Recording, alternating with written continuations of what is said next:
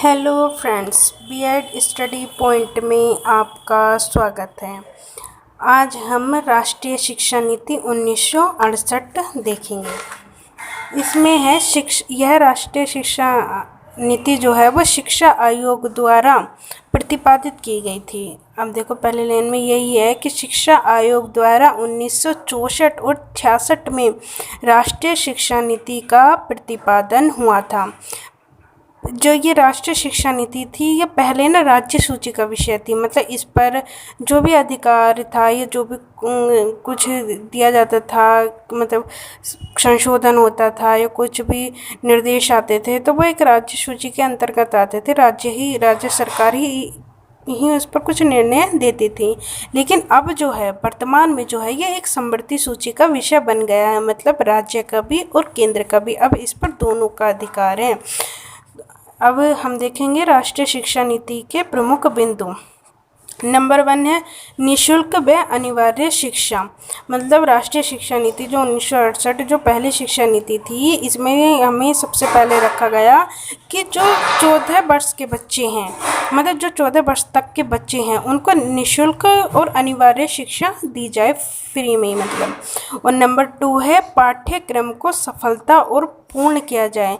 मतलब पाठ्यक्रम को सफलता से ही एक अच्छे ढंग से उसको पूर्ण किया जाए। और नंबर 3 है अध्यापक को समाज में प्रतिष्ठित स्थान व सेवा शर्तें निर्धारण हों।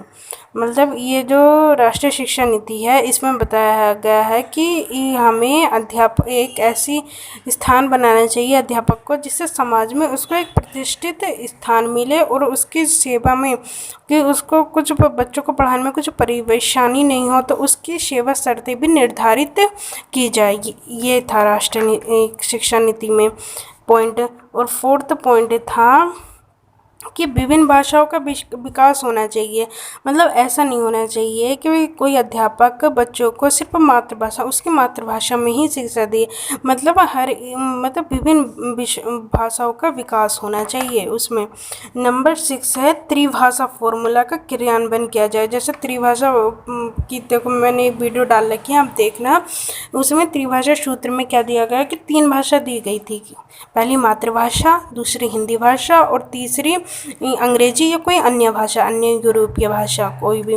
तो वो जो है उस फॉर्मूले का क्रियान्वयन होना चाहिए। मतलब वो फॉर्मूला माध्यमिक स्तर तक लागू होना चाहिए।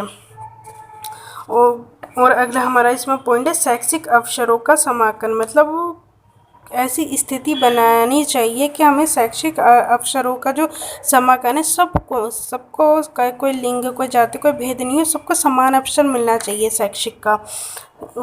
नंबर 6 है साक्षरता और प्रौढ़ शिक्षा को प्रसारित करना। मतलब राष्ट्रीय शिक्षा नीति में एक पॉइंट ये भी था कि जो प्रौढ़ शिक्षा है, जो बुजुर्ग लोग हैं उनके लिए, और ये जो व्यवसायिक जो काम कर रहे हैं लोग लेकिन शिक्षा नहीं ले पाए, तो उनके लिए भी ऐसा एक ढांचा बनाना चाहिए कि उनको भी शिक्षा मिल सके। तो प्रौढ़ शिक्षा को भी प्रसारित करना चाहिए, उसमें भी बल देना चाहिए।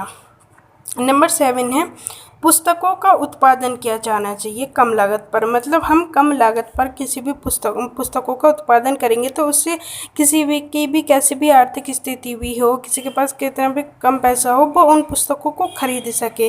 तो हमें पुस्तकों का कम लागत पर उत्पादन करना चाहिए।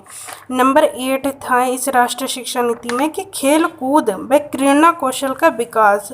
मतलब बच्चों में खेल कूद का विकास भी करना चाहिए, खेल कूद के कौशल का विकास भी करना चाहिए एज ए इंजॉयमेंट, ना कि मतलब प्रतियोगिता की भावना से कि ये फर्स्ट आएगा, इस भाव से नहीं, एज ए इंजॉयमेंट हमें ये बच्चों में कौशल विकास करना चाहिए। और नंबर 9 इसमें पॉइंट था कि अंशकालिक शिक्षा तथा पत्राचार पाठ्यक्रम होना चाहिए। मतलब एक ऐसी शिक्षा का भी प्रसार होना चाहिए जो व्यवसाय से जुड़े हुए लोग हैं, जो शिक्षा प्राप्त नहीं कर सके, तो वे अपने व्यवसाय के साथ साथ ऐसा पाठ्यक्रम बनाया जाए कि वे उसको भी पढ़ सके, वे भी शिक्षा ग्रहण कर सकें।